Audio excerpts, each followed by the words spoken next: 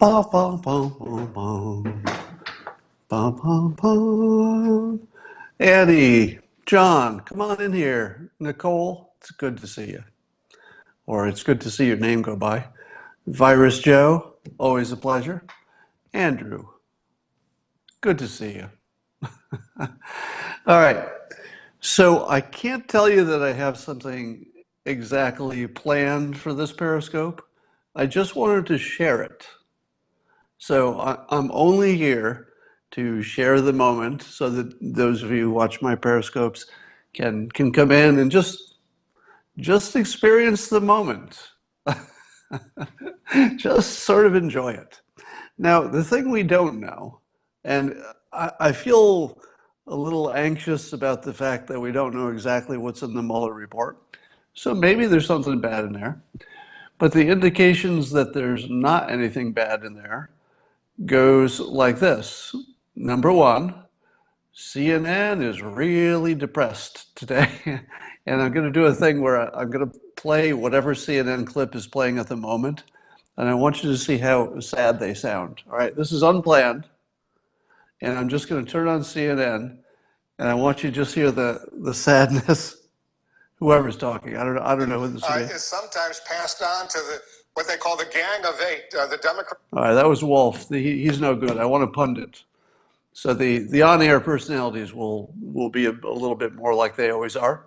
They're professionals, but the pundits, you just got to listen to the pundits. So we'll wait for a pundit to come on here.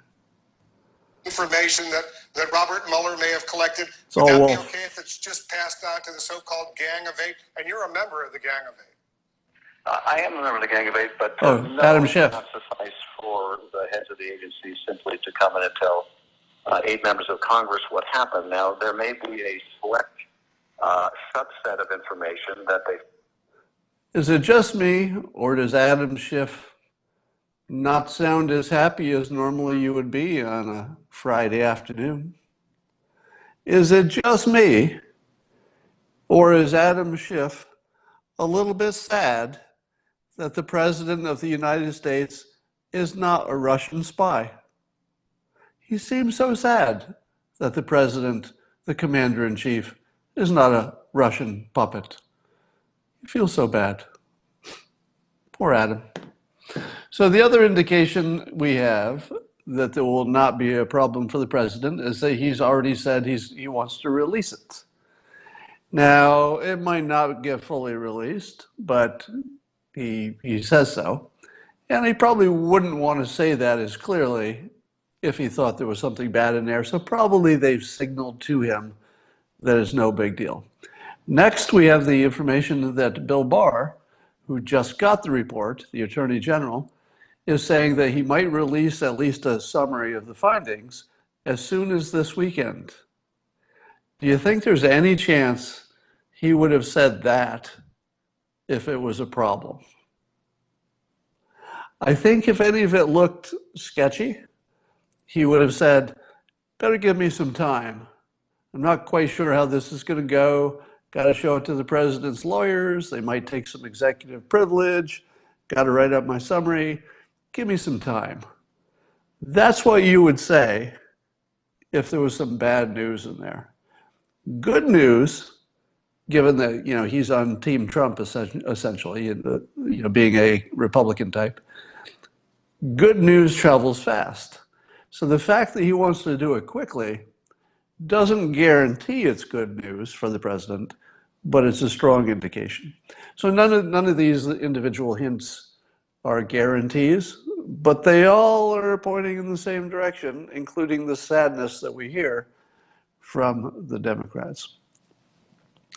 Now, as Mike Cernovich just tweeted very recently, 2 of the biggest hoaxes, let's say, or fake news, whatever you want to call it, fake news or hoax, 2 of the biggest and most dangerous ones in the history of the Republic were the weapons of mass destruction.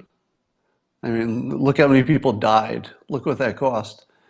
And then the Russia collusion. Who was a principal character behind both of those? John McCain. John McCain was a principal figure behind the two most damaging hoaxes in all of history. And I never made that connection. That was Mike Cernovich's tweet that was like a slap in the face. To me, that makes it okay to say anything you want about him. To me, I'd say the seal is broken. War hero? Sure, he can keep that. But he owns the two biggest disgraces in the last, 30 years, whatever it's been. So those are his. Now, Scott, always in spin mode. Have I said anything that isn't true? If I say something that isn't true, you should call me out. Now the other thing I'm watching is CNN try to turn this into, well, we told you all along there was something here, even though there isn't. So they've got several lines of attack that they're sort of A/B testing live. One of those lines of attack is that, sure, you showed us Mueller's report, but you didn't show me the raw evidence that Mueller looked at. And Adam Schiff, just before I came on, was trying to explain why in this case they should see the raw evidence when normally that would not be the case. And Schiff said, well, it could be that there's something that didn't rise to the level of being illegal, but the president still did it and it's bad. To which I say, the president is still a citizen of the United States. All right? You got to draw a line somewhere. Yes, the president is a public figure, and nobody is above the law, and nobody would claim that should be the case. But isn't it also the case that he's not below the law? The president doesn't get treated worse than other people under the law. That's not acceptable. And would you want to be the subject of a criminal investigation? And technically this wasn't a criminal investigation. Would you want to be the subject of an investigation? The conclusion is that you've done nothing wrong, and then your critics get to see all of the evidence. Because if unskilled people dig through the evidence, they're going to imagine they found all kinds of crimes. That Mueller, being an expert, said, no, that's not a crime. That's not a crime. That's out of context. So if you wouldn't want that to happen to you, and I sure wouldn't want it to happen to me, you should not want that to happen to anybody. You shouldn't want it to happen to the president or anybody else. Now, the other thing that CNN is trying out is the old, what about those, was it 16 people who got indicted for lying to investigators, et cetera, lying to Congress? So they keep trying to say some version of this. Well, you can't say that the Mueller thing was a failure because they went out to hunt an elephant and they shot 16 squirrels. You can't tell me that an elephant hunt is unsuccessful when I've shot 16 squirrels. Do you see the number of squirrels I shot? Don't tell me this wasn't on point.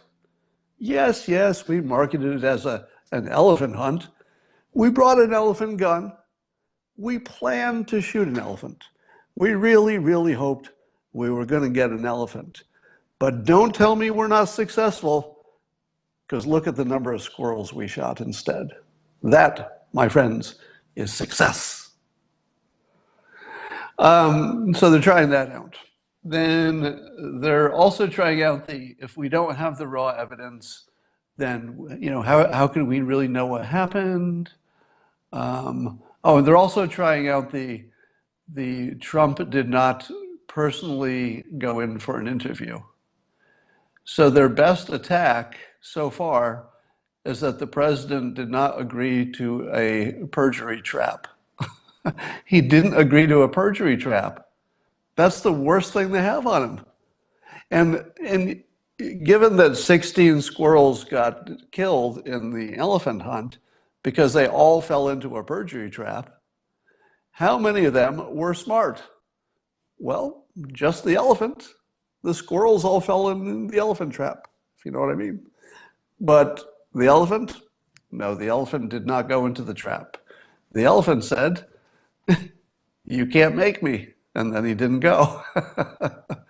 Now, I have to give some kudos. Again, this is premature, but it's starting to look like this would be the case.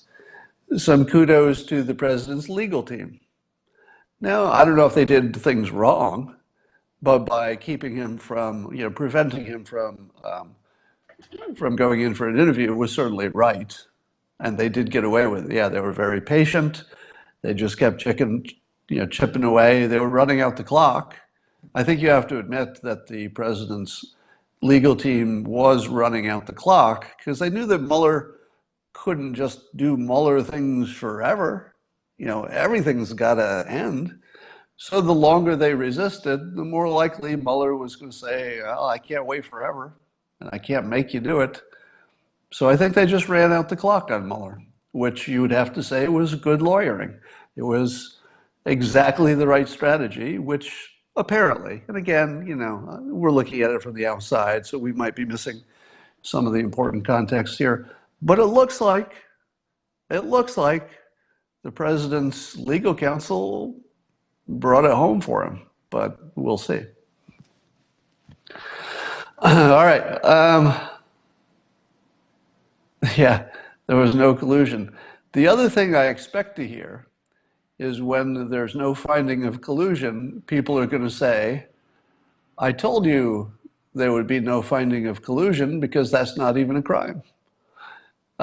People will continue to say, "Yes, but although there was no crime and there was no collusion, the president obstructed with the injustice." So in other words, treating the situation as if there had been Russian collusion was really based on an injustice. The injustice being the Steele dossier. So what the president did was, if anything, he obstructed injustice. Now we know that because Mueller has already ruled, we think, again, getting ahead of myself, but assuming there's no collusion, he would have ruled in that case that that there was no crime. So there was no justice to be had. So if you obstruct injustice, is that a crime? I suppose it would be. Yeah, the FISA warrants. I don't know if those will be released. That's a good question. Yeah, they're going to point to the New York Southern District. But I think we would have seen indictments, right? If anything was going to be an indictment, wouldn't we see them? Wouldn't we, if any of that really mattered? I heard, was it Preet Bharara talking about how if all they have is the Cohen stuff, might be a fine. That's it. If everything that they think they know about the Cohen payments to Stormy Daniels are true, if all of the facts are true, it might be a fine. Business as usual. So I could not even watch Fox News when this news came out because Fox News is just going to be happy and told you so, and that's it's going to be a little predictable. But watching CNN deal with their cognitive dissonance is amazing because this week alone they lost Russian collusion. They probably came pretty close to losing the fine people false memory. And things are going pretty well for the president. So I would like to introduce to you a new prediction mechanism that I'm going to be using for 2020. All right? I call it the slaughter meter. The slaughter meter. So it's not an opinion poll. It's my prediction of what the election would look like if all the variables we see now continue in a straight line. So in other words, if we froze all the variables today and just fast forward 2 years, you'd have a super strong economy, because remember, we're freezing all the variables. Super strong economy, North Korea would be, obeying better than they have been before. ISIS is beaten. The Democrats don't have anybody with any charisma whatsoever. It looks like their best plan on the Democrat side is to nominate, to try to get rid of Trump, who they would consider an old white male. Their strategy is to nominate an even older, whiter male. So they have the worst strategy I've ever seen. And they're going to completely savage each other until whoever's left will be, a walking husk of a person, which Trump will finish off. He will finish off. I was going to say something terrible, but I'm not going to. But it would be very funny. Only to me, mostly. So here's my current prediction, which will be updated periodically between now and 2020. The slaughter meter is pinned. We are at maximum slaughter. If no variables changed, in other words, if the Russian collusion turns out to be the nothing we think, the economy is good, you name it, you just go right down the line. If all of that sticks, the worst thing that they're going to say about the president is that frickin' John McCain vote prevented him from maybe doing something good with healthcare. So right now, he is in complete slaughter territory. Now, the odds of things staying the same and all of the variables staying the same between now and 2020 and the election are very low. So don't make too much of the slaughter meter, right? The slaughter meter is unrealistic by design. It's just telling you that if nothing changed, it would be a slaughter. The funniest thing is watching the polls that say, and here's a very important point, by the way. You're probably saying to yourself, but how does that track with the fact that every single Democrat seems to beat Trump in a one-on-one according to the polls? Like, how could that be possible at the same time when he's heading toward a slaughter? And here's how it's possible. If you're saying, would X, whatever Democrat it is, line up against Trump, you're not really comparing those two people.